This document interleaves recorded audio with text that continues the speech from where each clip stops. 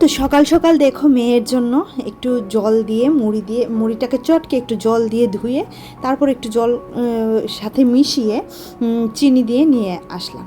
এটা দেখেই তো ওর মাথা গরম হয়ে গেছে, কারণ ও চেয়েছিল একটু ম্যাগি খেতে, বাট ম্যাগিটা কিছুদিনের জন্য স্টপ রেখেছি, তার জন্য ওকে ম্যাগিটা দিচ্ছি না। আর কি দেবো সেটা না ভেবে এটা নিয়ে আসলাম। এবার ওকে ধরে খাইয়ে দেব, না হলে ও খেতে চাইবে না। তো সুপ্রভাত সবাইকে, কেমন আছো সবাই? আশা করছি তোমরা সবাই ভালো আছো, আর আমিও বেশ ভালো আছি। আমার আরও একটা নতুন ব্লগে আবারও তোমাদেরকে স্বাগত জানাচ্ছি। তো আজকে আমি ছোট করে আমার এই রুমটার একটা ট্যুর তোমাদের সাথে দেব। রুমে কিচ্ছু নেই এখন, কারণ যেহেতু এখানে আমি থাকি না, টোটালি থাকি না বলতে পারো। আসা হয় বাট মাঝখানে এক রাত্র, হার্ডলি 2 রাত্র, এর বেশি থাকি না। তো তার জন্য কিছুই সেরকম নেই। আর এই জিনিসপত্র থাকলেই সেগুলো যত্ন করা, গোছগাছ, আর মা যথেষ্ট পরিমাণে করে, মা যতটুকু পারে, কারণ একা একা কত করবে, তাই না? তো তার জন্য দেখো এবার আমি বিছানাটা তুলে নিচ্ছি। তো যা আছে, যতটুকু আছে তোমাদের সাথে শেয়ার করছি, চলো, যাতে ভবিষ্যতে একটা অ্যাসেট হয়ে থাকে, যাতে যখন আমি ভবিষ্যতে বুড়ি হয়ে যাব তখন যাতে দেখতে পারি, তাই না? তো দেখো বিছানাটা গোছানোর পর হচ্ছে যেরকম যেটা যেরকম দেখছো, আলমারিটা এখানেই ছিল, বিছানাটা এখানেই ছিল, আর এই যে উপরে একটা ফ্যান, এটাতে এত হাওয়া, এত আরাম কি বলবো।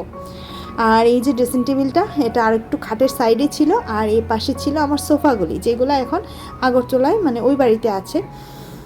তো দেখো এবার বিছানাটা গোছানো হয়ে গেছে, আর এখানে এত শান্তি ঘরটাতে, খুব মজা লাগে। আর এই যে ঘর থেকে বেরিয়েই হচ্ছে উঠোন, তারপরে আছে আমাদের দোকান, একদম বাড়িতেই সব কিছু। তো সব কিছু সেরে স্নান ধান করে পুজো দিয়ে দেখো চলে এলাম। রুম টুরটা কিন্তু শেষ হয়নি, সেটা আমি একদম লাস্টে আবার তোমাদের সাথে একটু শেয়ার করব। আর ব্লগটা খুব ছোট করেই রাখছি, যেহেতু এখানে এসে ব্লগিং করার সময় পাচ্ছি না। আড্ডা মানে মার সাথে গল্প করা, সব কিছু মিলিয়ে মিশিয়ে একদমই সময় পাচ্ছি না, তার জন্য তোমাদের সাথে আর এত বড় করে ব্লগিংও করতে পারছিলাম না। তো পুজো দেওয়ার পর দেখো এখানে গাছে একখানা ফুল রয়ে গেছিলো, তো সেটা আবার নিয়ে দিচ্ছি। ফুলটা খুবই সুন্দর, তো গাছে থাকবে কিনা, ঠাকুরের চরণেই যাক, তাই না?